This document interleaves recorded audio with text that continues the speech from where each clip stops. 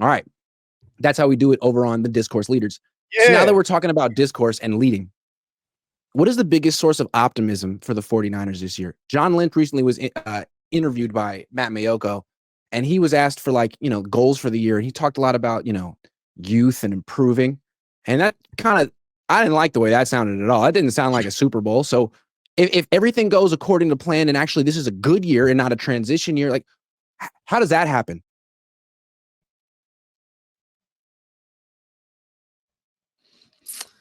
Honestly, I think you kind of look at the biggest source of optimism is kind of the way their vibes have changed since the beginning. They took OTAs, which is kind of funny because the way that kind of takes place is their season last year had to go awry and get short for them to get to this point in the first place.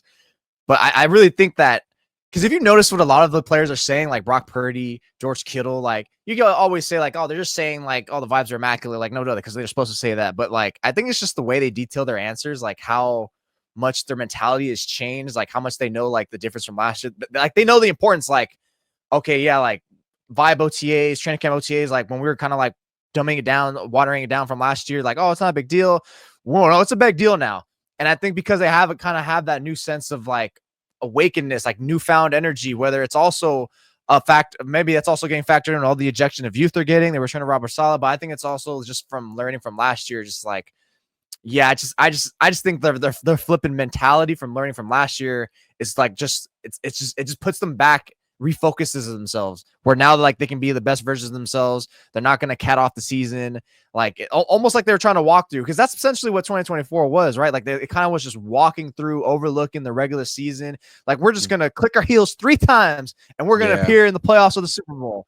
Even Kyle Shanahan said that he's looking forward to these guys just focusing on winning one game at a time versus just catapulting themselves that far. So I think honestly the biggest source of optimism, number one, their mentality, their shift, their refocus, they're back. More than anything, more than any player they've added, I really like where that's going, because now it's they're gonna. It feels like we're gonna see more urgency, because I didn't really feel that much urgency from that team last year in certain moments of games, especially red zone situations are just, you just need to get that sense that every game felt important to them. I like that. A renewed sense of seriousness and overall culture shift. That makes sense. I mean, I think there's other things too. Their offense is pretty much intact minus Deebo Samuel and Aaron Banks and Jalen Moore and Jordan Mason. And a lot of people feel so what, right? Deebo Samuel's washed. Jordan Mason didn't really move the needle that much, I guess. Aaron Banks didn't either, even though they landed on their feet with new teams. What's the big deal? The offense should be really good. You have your quarterback, the one you wanted. I mean, that's the guy. That's your guy. You have your tight end. You have your running back. If they stay healthy, that's a team they're not only veteran, but they've played together a lot. They should be able to carry the team while the defense gets it together. I mean, I think we all understand that. Yeah, with Saleh and these young guys, it might take a little while, but by the end of the season, that defense could be really good too. And if the special teams isn't completely awful, then you could have a team that peaks at the right time. And yeah, I mean, could be one of the better teams in the league. I guess the ceiling's pretty high for this team, especially because of the offense in my mind. At least the defense won't suck. And the offense, the expectations should be really freaking high for the offense. Prize Picks will give you $50 when you play your first $5 lineup. Win or lose, you'll get $50 for playing. Use promo code COHN, COHN, and download the app now. I mean, what's one thing everyone always says, all the stat nerds, your boy be saying, some of it's true, some of it's just too much overflooded. But look, the fact remains, they were a top 4 yards per game offense and yards per play offense last year. So they didn't have trouble moving the ball so much. It was just where are the points coming from? You're not, and plus you're not really sustaining enough drives. You're not, not sustaining enough. You weren't chaining enough drives together. So I think that's where you get from the offensive standpoint. It's just we just need to, the number one thing last year I always look at is you guys just were not executing. You guys were messing up. And it kind of starts with the quarterback. You get to the red zone. He's missing wide open receivers. He's not looking. He's not, when we go back to last week's topic about his processing, can he shore that up? Can he get back to playing to what he was in 2023? Then if he does, then that offense is going to look way more greater. And now we want to see the other players start to step up and not because everything just didn't come together at once. I feel where one person was playing great, someone else was failing them, and that kind of made the whole play get blown up. So I think for the offense, there's a lot of pressure on this group going into next year.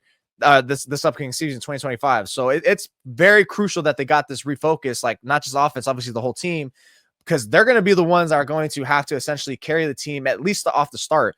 I'm thinking the whole season, but at least off the start, because your whole defense is young. You're going to need to put up some points to give these guys that leeway, that growth, that those possessions where it's like not everything's on them. So 2025, it's got to be your offense. You got most of your money invested in Christian McCaffrey, Purdy, Kittle, Williams. Your head coach is the play caller. So I just think like this year is like it was just great for them to get that focus. So I'm happy that McCaffrey's there, participating in OTAs. All these guys are there because they should know like, hey, a lot of this is on us this year. So we have to really get it together and be the ones who are taking lead of this team. I got another reason for optimism. I mean, the offense should carry it. Kittle even mentioned it. We've talked about it. But the defense, I don't think is going to be as bad as people think. Like, yeah, they ranked 29th in points allowed last year, but they ranked 8th in yards allowed. And I think the reason there was such a big disparity is because they sucked on third down and in the red zone in particular. And I think Saleh tried his best to address both of those things. I mean, the red zone issue, that's, well, where Alfred Collins and CJ West and Michael Williams come in, because last year the Niners gave up 24 rushing touchdowns, which was third most. So just stopping people from running the freaking ball right down their throats in the red zone is a good start. And then on third down, that's what Bryce Huff is here for. So, and Saleh as well. I mean, I think his pressure packages are going to be a lot more effective and creative than whatever the hell Nick Sorensen was trying to do last year. So there's possible that this defense actually could be a legit top 10 defense by the end of the year. You draw parallels to when Saleh first came here to now. What was it, 2017 or 2018? I think the Niners were one of the best teams. I don't know if it was top 3 or 5, but I know for sure maybe it was like top 10 on defensively and like limiting explosive plays. So as long as like these rookies can like be fundamentally sound, disciplined, and their coverages aren't like having too many lapses, then those offensive drives against them, they're going to go a little longer. Like they're not going to get scores in 3 to 5 plays. It's going to be like, no, if you're going to score a touchdown on us, you're going to have to kind of earn it here. So I think that's what Saleh like is great at, like having defenses, making defenses where it's like, hey, you might be able to get a lot of some of these like 4 or 5 yard plays, but not many are going to be chunk plays, and we're going to make you really work to get to that end zone. So that's another hope I have too, even though it's a bunch of young players. It's like, yeah, some of these guys are gonna have these mishaps. It's just how does Saleh gonna get maybe the verbiage, maybe these guys to a point where they're not thinking like, way too many layers at once, so they could just go out there and play. And I think he's even said that before, if not this offseason. I know he said this before. It's like, how do I get them to a position where they're not thinking about too many things at once, so I can just get them to go play instinctually. So if you can get that with your rookies, like say Nick Martin's your second linebacker starting out there at nickel next to Fred Warner, like that's going to be a lot of pressure on that guy, because like they're going to try to pick on him, number one, right? Because I think it's another thing. It's going to be easy. It's funny because the weakness maybe of this defense is the youth, but also it's a positive because like we know we're going to attack. We know you're going to try to pick on Nick Martin. We know you're going to look at our safeties.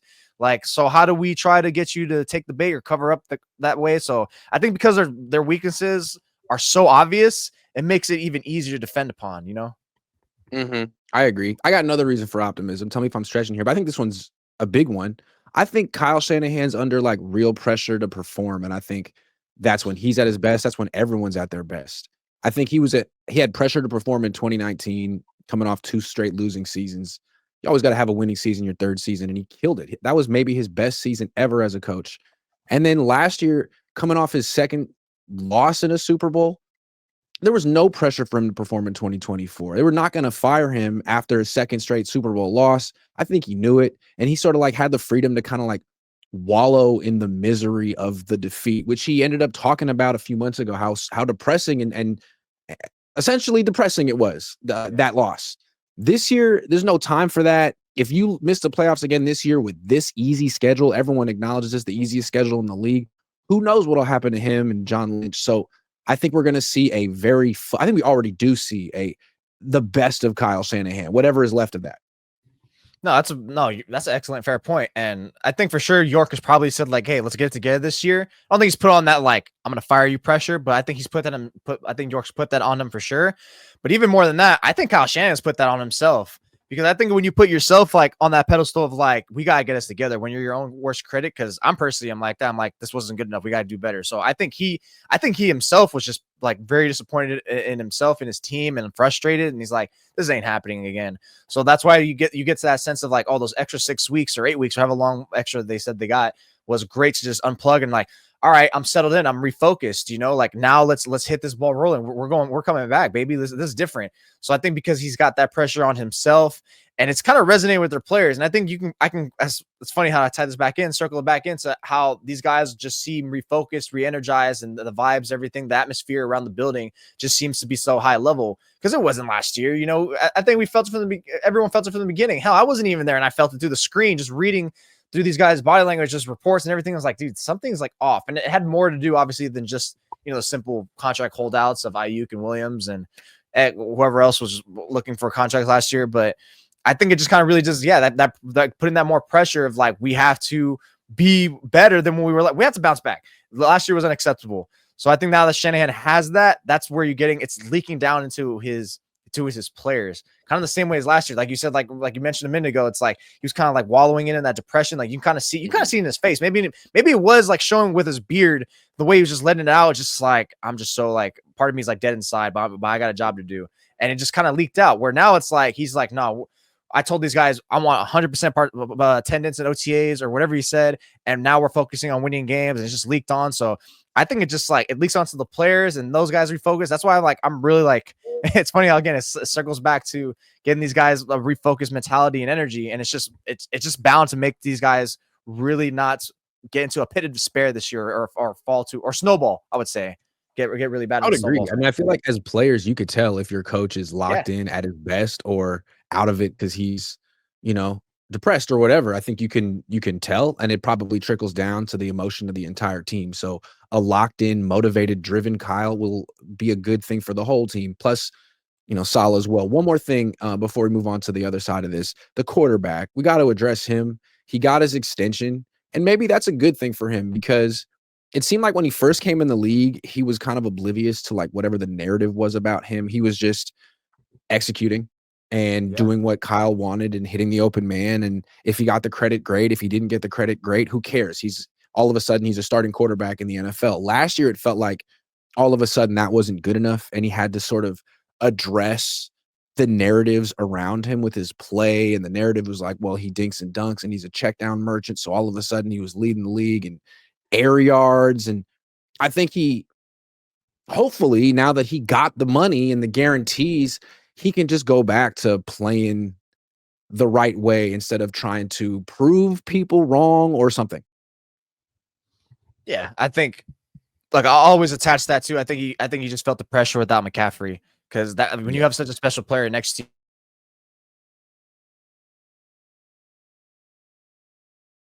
he was pretty much like, it's funny because we always acknowledge that 2023 year. I remember, like, who's the best player on the team? Oh,